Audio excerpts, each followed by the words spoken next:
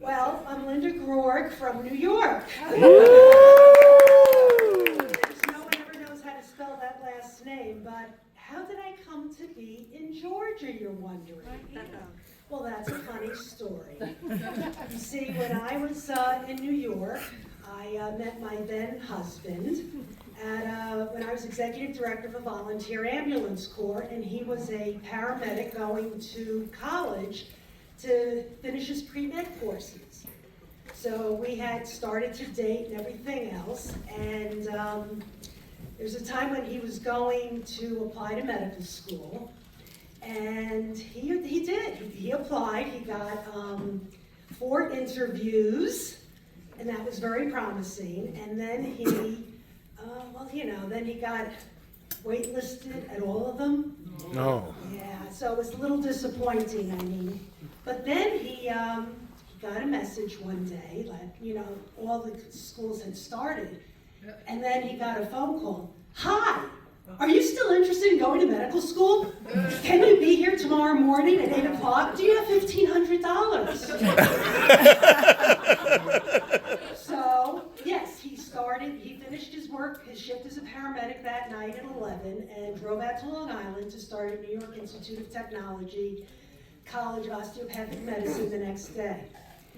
In the meantime, medical school is kind of expensive, and there was this program called the National Health Service Corps. The deal was, if you went to medical school and promised to go to a high-need area after you graduated, they would pay for medical school, and they would give you a stipend, and the only thing was you had to do this payback.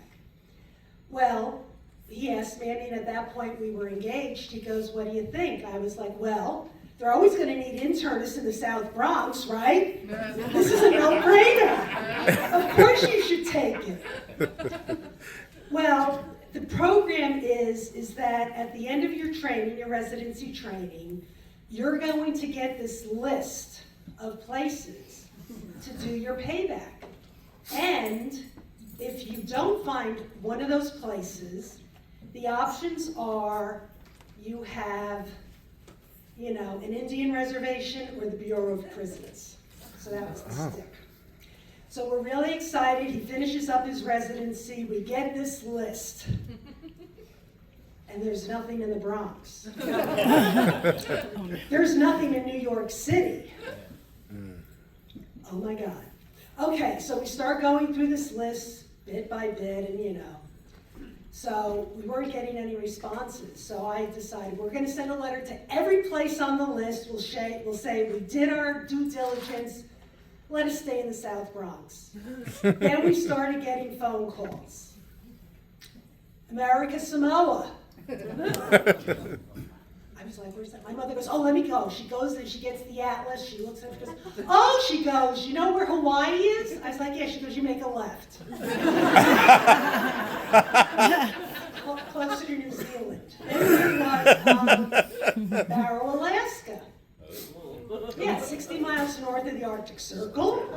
62 days of the year the sun never sets, but 82 days of the year it never comes over the horizon.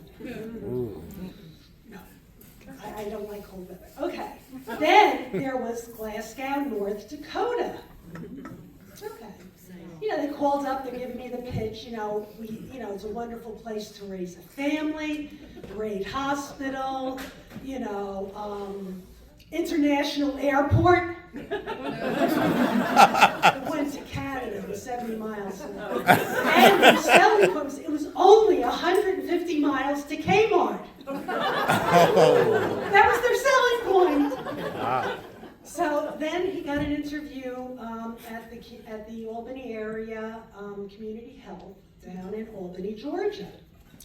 So I'm stuck in the Bronx in a 2-bedroom apartment with 2 babies in February, and the Northeast in the winter is not exactly pleasant. He calls me up and he says, I'm down here, it's sunny, it's 70, everybody seems nice. They offered me the job, and if we don't have someplace in 2 weeks, it's the Indian reservation or the Bureau of Prisons. So that's how we came to be in Albany, Georgia.